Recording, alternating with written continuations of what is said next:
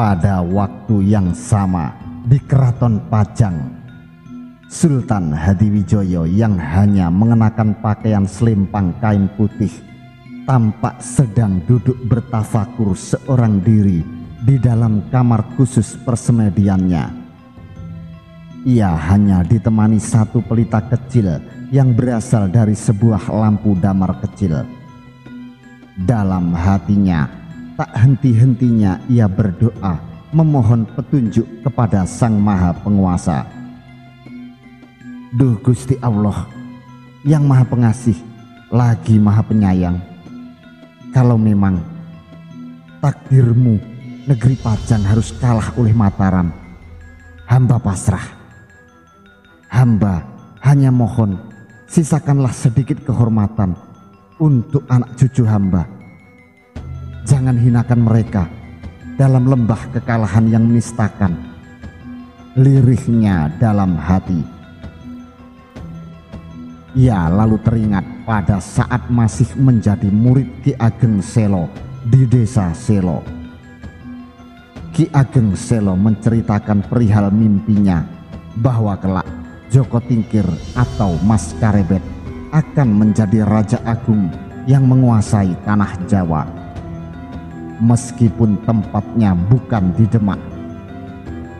Bagaikan mendengar letusan petir di tengah hari siang bolong yang meletus tepat di atas kepalanya, Joko Tingkir pun langsung bersujud dan mengucapkan syukur atas apa yang baru saja gurunya tersebut ceritakan.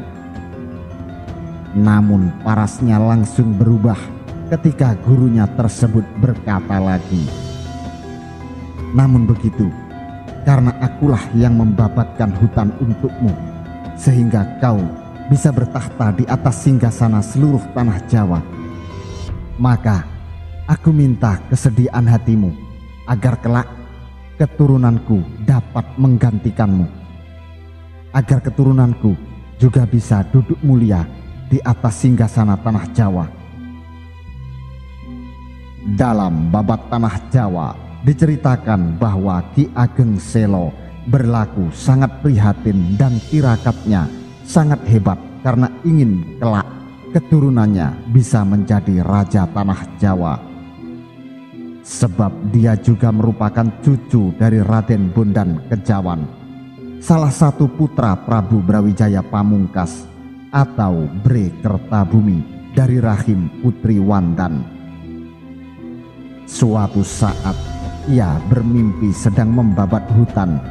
Namun ketika ia selesai membabat hutan, ia melihat muridnya Joko Tingkir sudah berada di lapang luas yang tadinya masih berupa hutan yang baru babat barusan.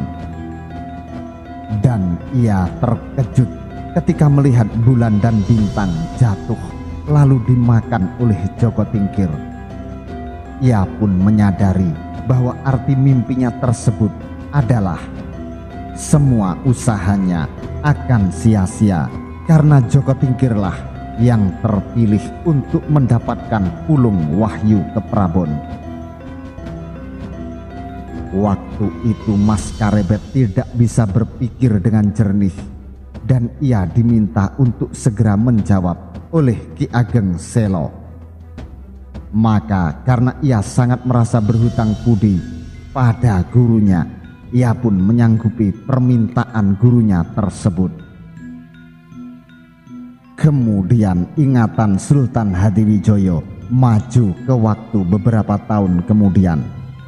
Saat itu ia mendapat permintaan dari Ratu Kalinyamat yang memintanya untuk membunuh Aryo Penangsang dengan imbalan seluruh wilayah bekas kekuasaan Kesultanan Demak Bintoro.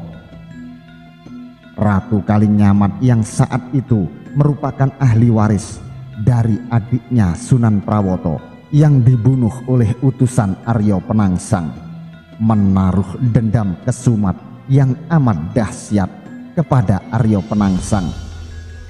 Karena selain ia membunuh kakaknya, ia juga membunuh suaminya, Pangeran Hadiri. Sultan Hadiwijaya pun menyanggupi permintaan dari kakak iparnya tersebut. Namun setelah ia berpikir berulang kali, jika ia berhadapan langsung dengan Arya Penangsang, belum tentu ia bisa menang.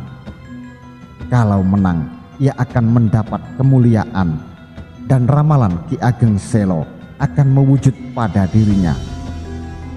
Tapi kalau kalah, ia hanya akan mendapat kehinaan dan rasa malu, dan Arya Penangsang akan berdiri kokoh selaku raja penguasa tanah Jawa tanpa ada yang bisa mengalahkannya.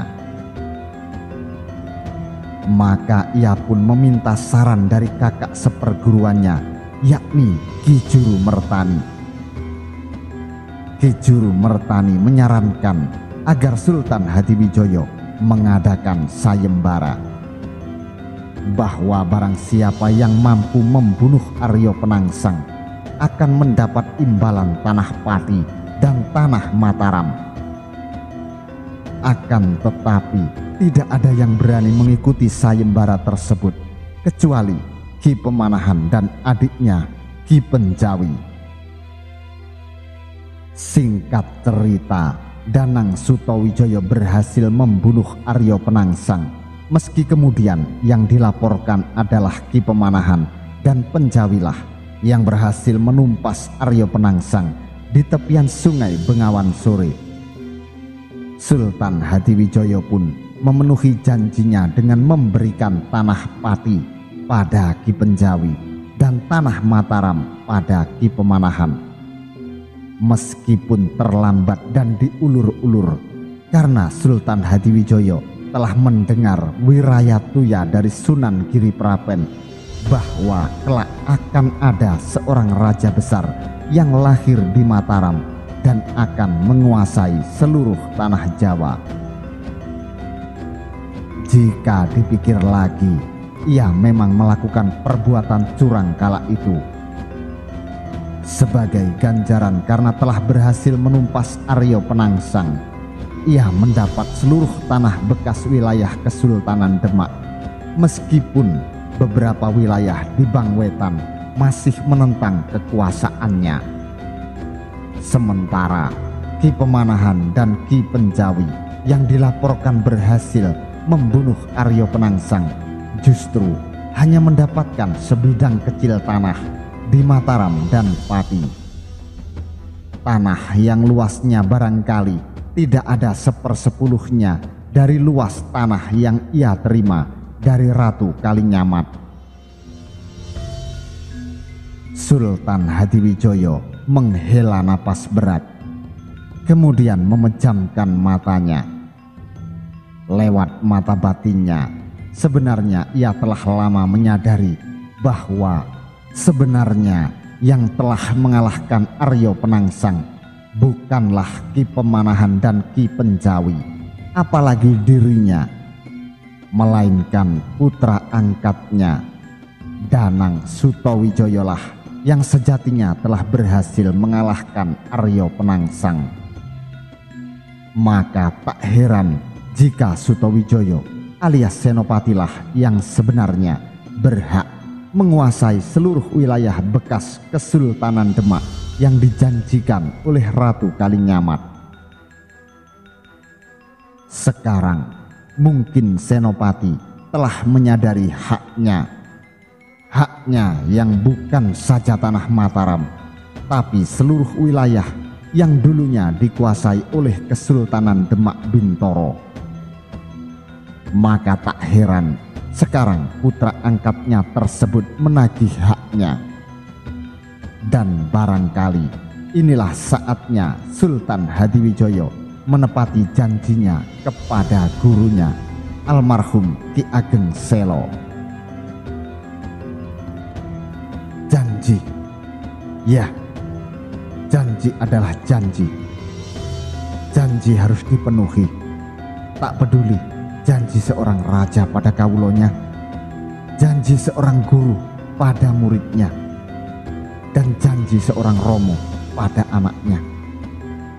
Aku telah berjanji pada Ki Ageng Selo bahwa kelak keturunannya lah yang akan menggantikan kekuasaanku. Bila keturunan Ki Ageng Selo itu adalah anakku Senopati yang juga merupakan murid dan abdiku, aku ikhlas ya Allah, desah Sultan Hadiwijoyo. Kembali helaan nafas Sang Noto terdengar. Ia membuka matanya. Semuanya telah terlanjur terjadi. Kini bagaimanapun juga, sebagai seorang pemimpin, ia juga harus menjaga murwah, harkat, dan martabat Kesultanan Pajang. Bukan hanya harga dirinya selaku lambang negeri Pajang saja, tapi juga seluruh rakyat Pajang, meskipun dirinya menyimpan maksud lain dalam peperangan kali ini. Seluruh kekuatan Pajang telah bersiap siaga, berbaris berjajar-jajar hingga memenuhi alun-alun, bahkan sampai meluber ke beberapa bagian kota Raja Pajang di sekitaran alun-alun. Prajurit-prajurit Demak, Tuban, Surabaya, Madura, dan wilayah-wilayah kekuasaan Pajang lainnya telah bergabung dalam kekuatan besar Pajang itu. Sultan Hadiwijoyo seperti ingin memberi pelajaran terkeras pada Senopati dan menggilas habis-habisan Mataram sampai hancur lebur. Setidaknya kesan itulah yang nampak di mata seluruh prajurit dan rakyat Pajang, karena mereka tak dapat menduga, apalagi melihat maksud Sultan yang sebenarnya. Apalagi Sultan Hadiwijoyo turun tangan sendiri untuk memimpin penyerbuan ke Mataram ini. Kiai Liman, gajah tunggangan Sultan Hadiwijoyo, segera disiapkan menunggu Sultan Hadiwijoyo keluar dari Balairung.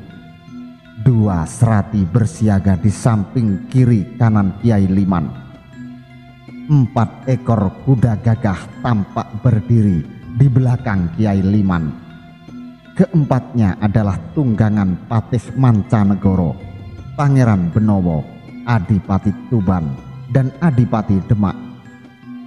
Masing-masing kuda ditunggu 2 prajurit yang berdiri tegak seraya memegang tali kendali.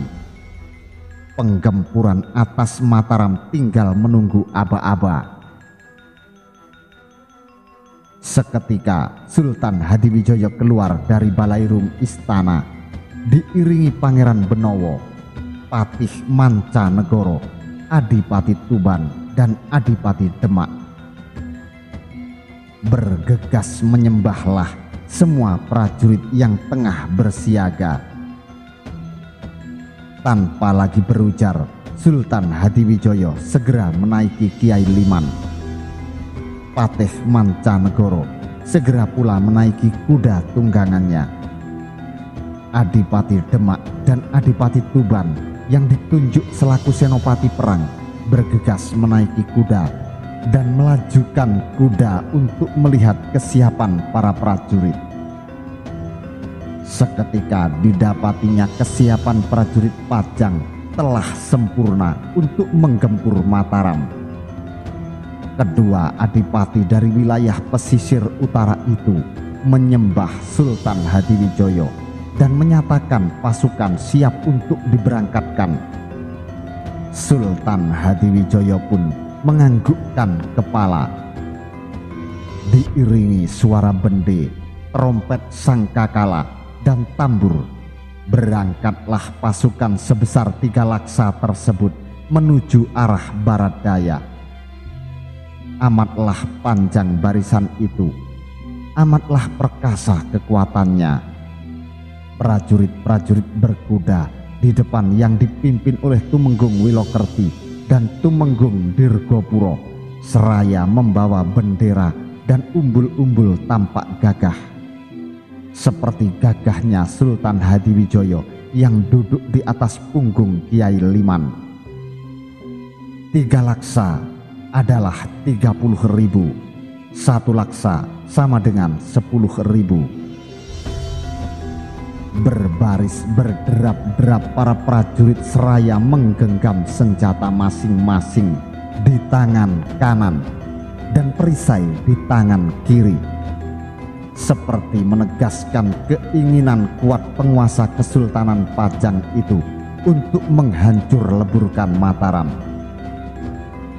Rakyat berdiri di sepanjang jalan yang dilewati barisan pasukan perkasa tersebut, tampak mengeluh-elukan keagungan negeri Pajang. Tersirat kebanggaan yang besar pula pada mereka, meski tak sedikit pula di antara mereka yang menyayangkan kejadian itu. Mereka sangat menyayangkan jika pada akhirnya Pajang dan Mataram akan terlibat perang, karena bagaimanapun merekalah yang akan terkena dampaknya secara langsung.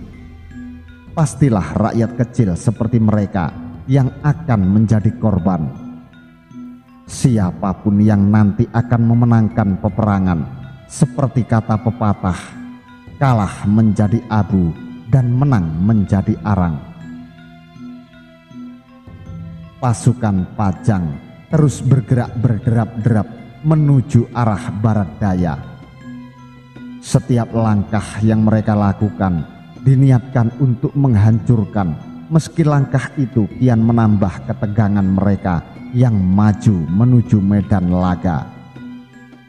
Terus bergerak mereka hingga waktu sore tiba. Ketika matahari tenggelam di langit barat, mereka tiba di daerah Prambanan yang berada di ujung timur wilayah Perdikan Mataram. Adipati Tuban, Adipati Demak selaku Senopati Agung segera menghadap Sultan Hadiwijoyo untuk meminta titah. Sebaiknya kita menyanggrah di Candi Prambanan saja. Kita juga pusatkan kekuatan kita di sini saja, karena dekat dengan pusat pemerintahan Mataram, sekaligus dekat dengan wilayah perbatasan kita, ucap Sultan Hadiwijoyo. Hamba Ramanda Sultan, jawab Adipati Tuban dan Adipati Demak berbarengan. Pasukan pun diistirahatkan. Kemah-kemah segera didirikan. Kemah terbesar dan termewah diperuntukkan bagi Sultan Hadiwijoyo. 20 prajurit Jajar segera mengawal dan menjaga kemah tersebut. Di salah satu kemah besar lainnya, Adipati Tuban dan Adipati Demak mengumpulkan para pemimpin kesatuan pasukan Pajang untuk berembuk perihal siasat perang yang akan digunakan untuk menggempur Mataram. Mereka bersepakat untuk membagi pasukan menjadi 3 kelompok besar.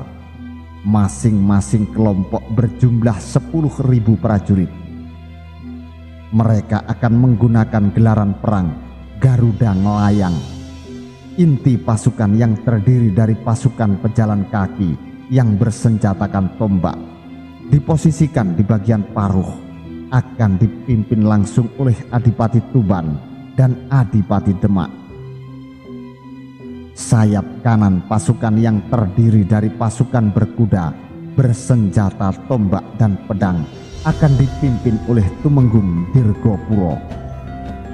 Sayap kiri pasukan yang terdiri dari pasukan berkuda, bersenjata tombak dan pedang akan dipimpin oleh Tumenggung Wilokerti. Sedangkan pasukan meriam, bedil dan panah akan ditempatkan di tempat-tempat yang strategis, akan dipimpin oleh Adipati Surabaya dan Adipati Madura. Persiapan dan pengaturan strategi pihak Pajang tersebut nampak sangat matang dan sempurna. Namun satu hal yang luput dari perhatian Sultan beserta seluruh angkatan perangnya adalah keberadaan Ki Pengalasan.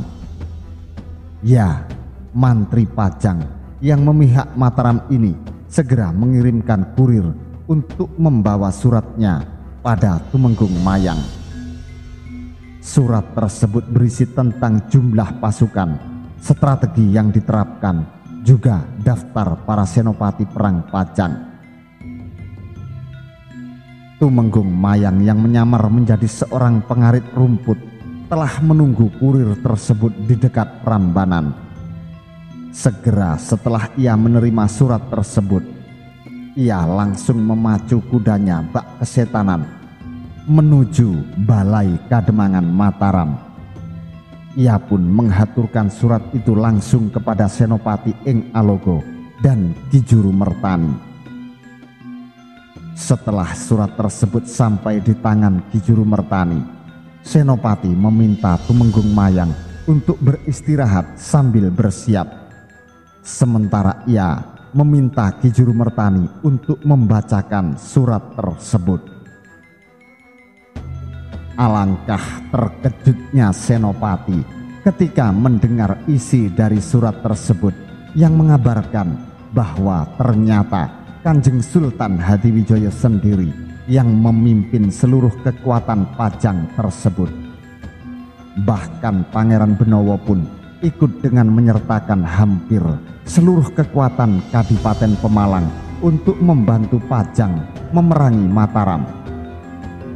Hatinya yang tadinya sudah mantap untuk memimpin seluruh kekuatan Mataram mendadak menjadi bimbang.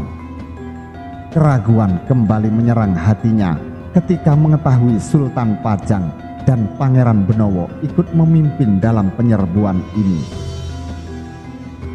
Senopati lalu berjalan mondar-mandir mengelilingi kamarnya dengan wajah muram dan helaan nafas berat. Ki Juru Mertani yang sudah sangat banyak pengalaman dan dianggap waskito oleh seluruh orang Mataram ini dapat melihat kegelisahan dan keraguan dalam hati Senopati. Angger kelihatan ragu. Keraguan seorang pemimpin akan menghancurkan semua anak buahnya. Bahkan bumi Mataram ini bisa runtuh ditelan bumi kalau memang Angger masih tetap ragu. Tegur Ki Juru Mertani. Mendengar teguran tersebut, Senopati pun menyenderkan punggungnya pada pilar kamarnya seraya mendesahkan nafas berat.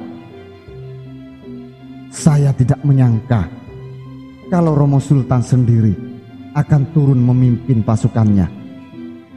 Berarti beliau benar-benar menganggap saya sebagai musuh. Ki Juru Mertani tersenyum kecut mendengar ucapan Senopati tersebut.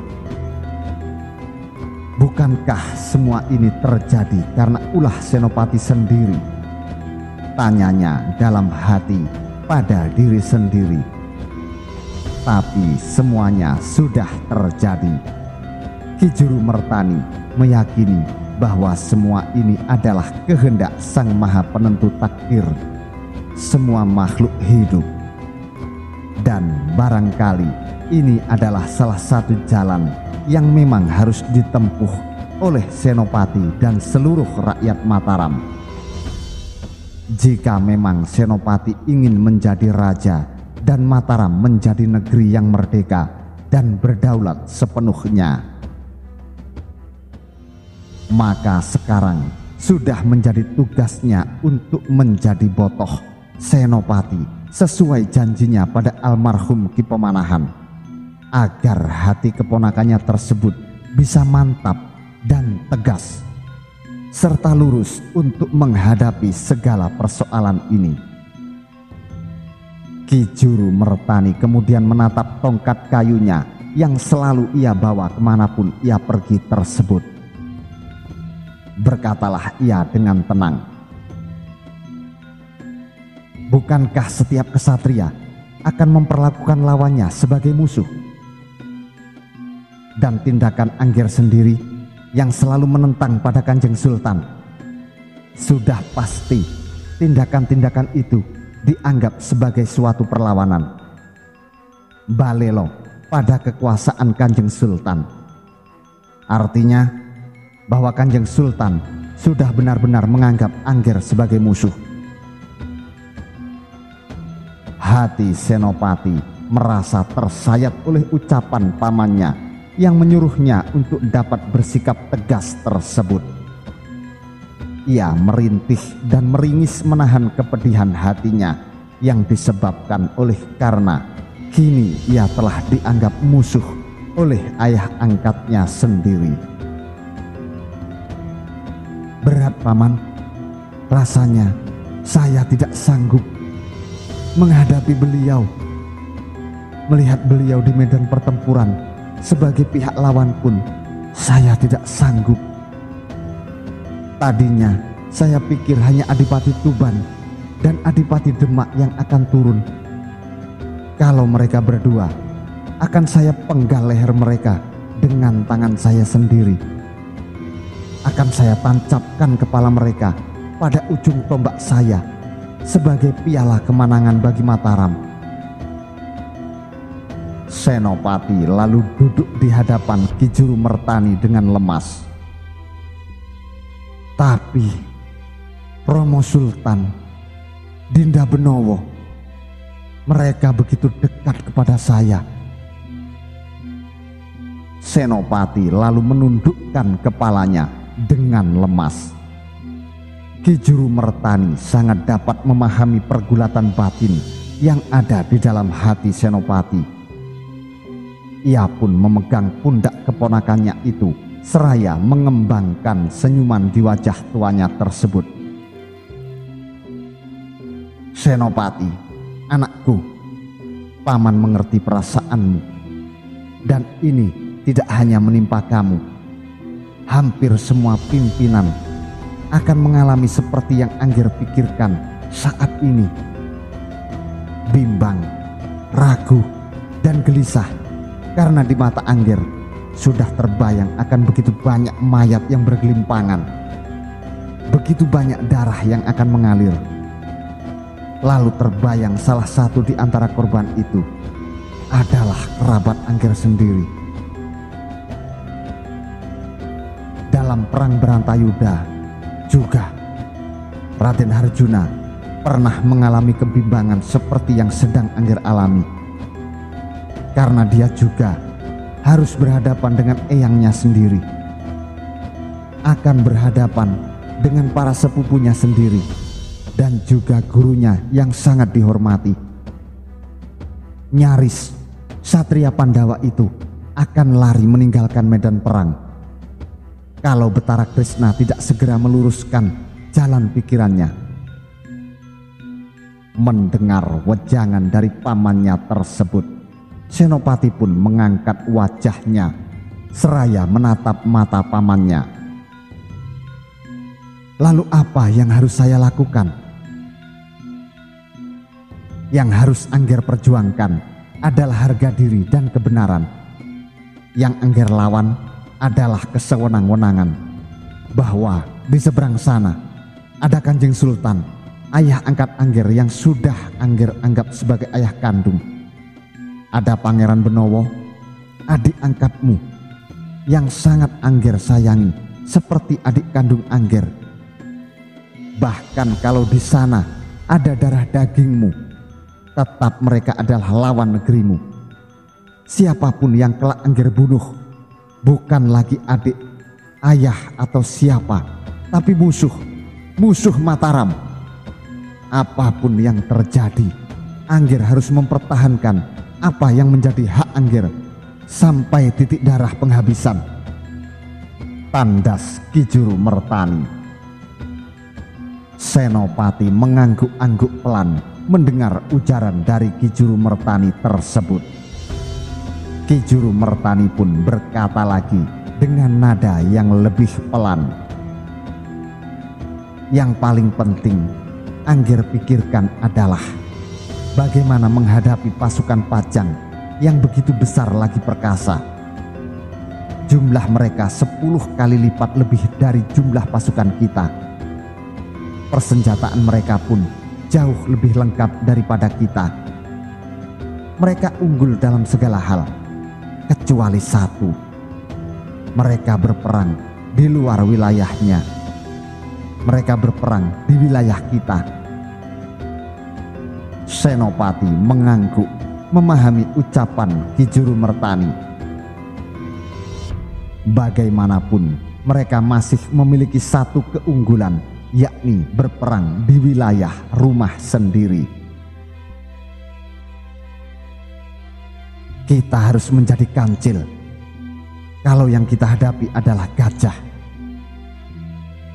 Ki Juru Mertani mengangguk-angguk sambil tersenyum mendengar ucapan senopati tersebut. Benar, dan satu lagi, Mataram ini akan dibela oleh orang-orang yang telah menyatakan hidup matinya untuk Mataram. Angger akan dibela oleh seluruh kerabat Selo yang bersedia memberikan hidup matinya di tangan Angger. Angger juga punya para abdi yang linuwih seperti Tumenggung Surodipo dan Tumenggung Mayang yang akan memimpin para prajurit Angger. Saya sendiri yang akan langsung memimpin di medan Palagan. Tidak akan saya biarkan orang-orang Pajang itu menginjakkan kakinya di tanah Mataram ini walau sejengkal pun. Tandas Senopati. Bagus. Tekad Angger itulah yang mencerminkan sikap seorang kesatria yang sejati. Sekarang masih ada sedikit waktu untuk mendirikan sholat sunnah malam. Angger pergilah sholat malam dan berzikirlah sampai tiba saatnya sholat subuh. Biar paman yang akan memikirkan taktik untuk menghadapi pasukan Pajang. Pungkas Ki Juru Mertani.